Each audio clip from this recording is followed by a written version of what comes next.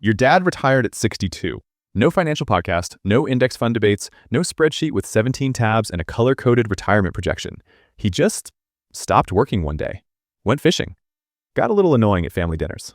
You're sitting here, probably making more money than he ever did, and the word retirement in your head sounds less like a plan and more like a rumor you heard once. And the worst part isn't even the money.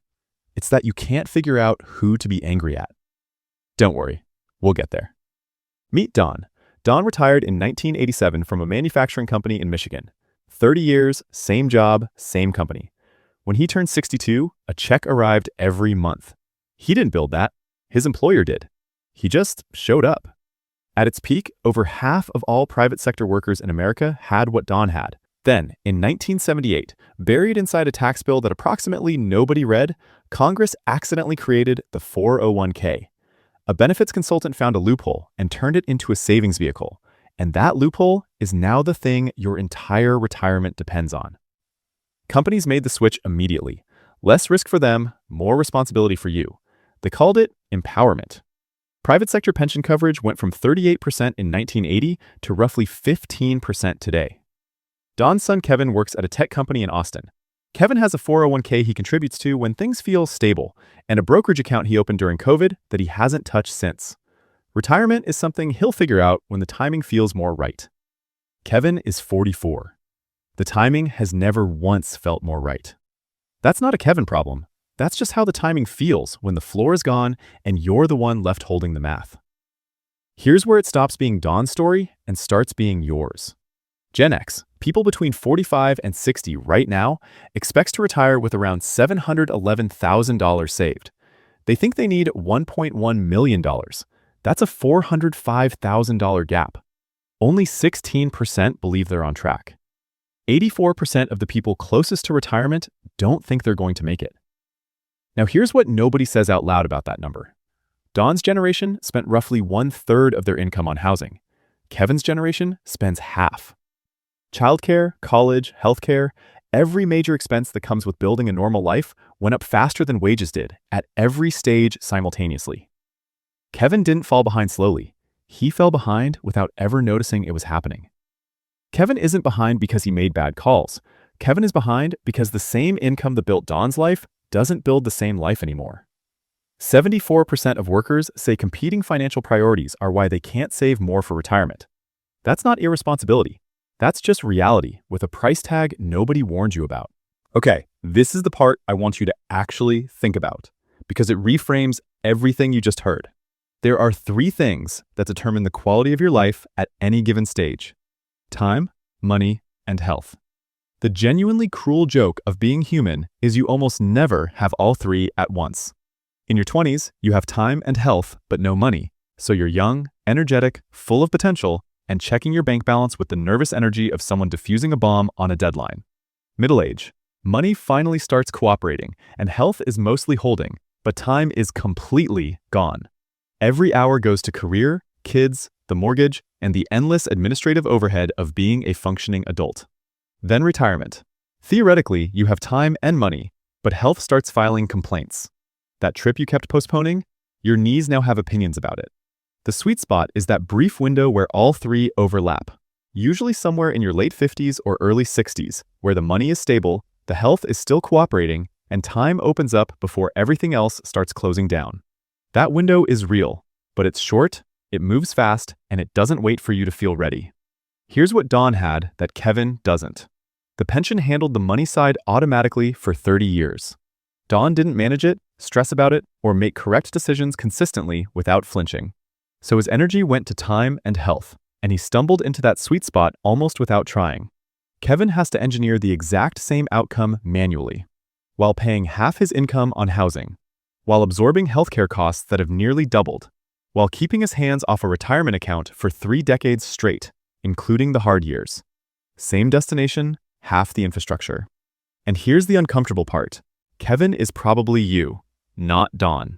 Don had 2 layers of protection.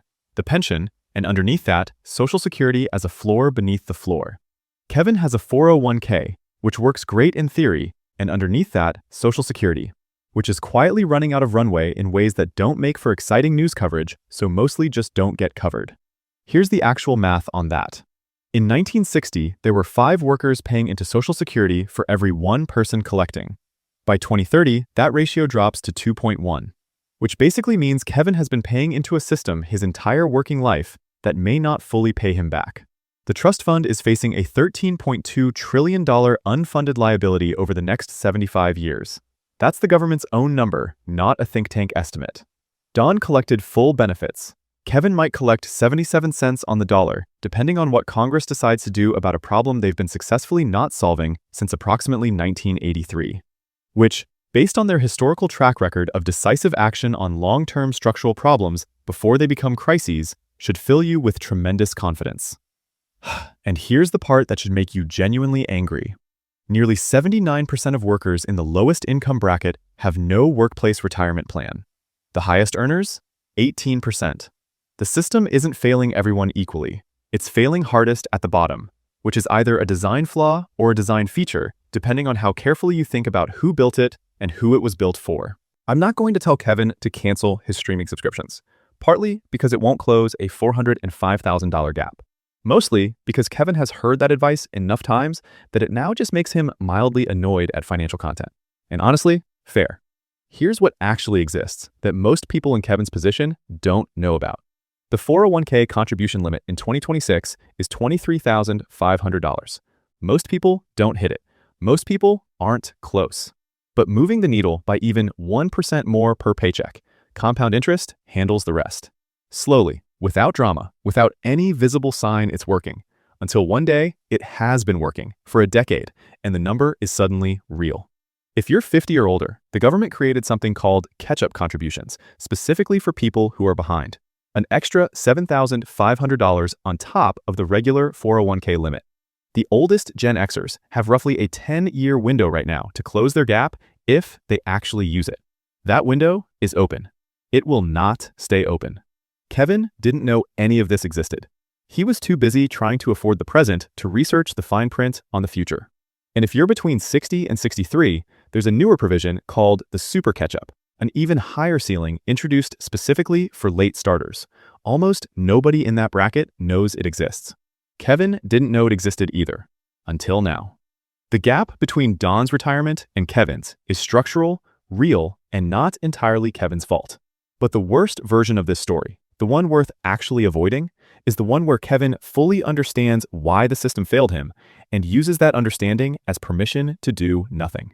Because knowing what broke and fixing what broke are two completely different activities. One of them feels productive. Only one of them actually is. Don didn't retire because he was smarter than Kevin. He didn't sacrifice more, save better, or make wiser decisions at 44 while figuring out how to pay for everything at once. He retired because someone else held the risk. Because the era he worked in came with a floor, and companies in that era were expected to keep their promises. And for the most part, they did. That floor got pulled, quietly, legally, with full institutional cooperation from the people who were supposed to be protecting the next one. Kevin is still figuring out the math.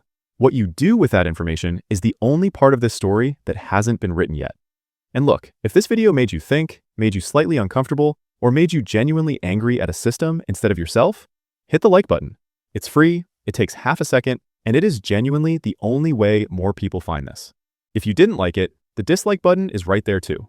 We're adults, no hard feelings. And if you're the kind of person who wants to be angry at the system on a regular basis, the subscribe button is also right there. No pressure, no begging, just putting it on the table. This is Breaking Money. See you in the next one.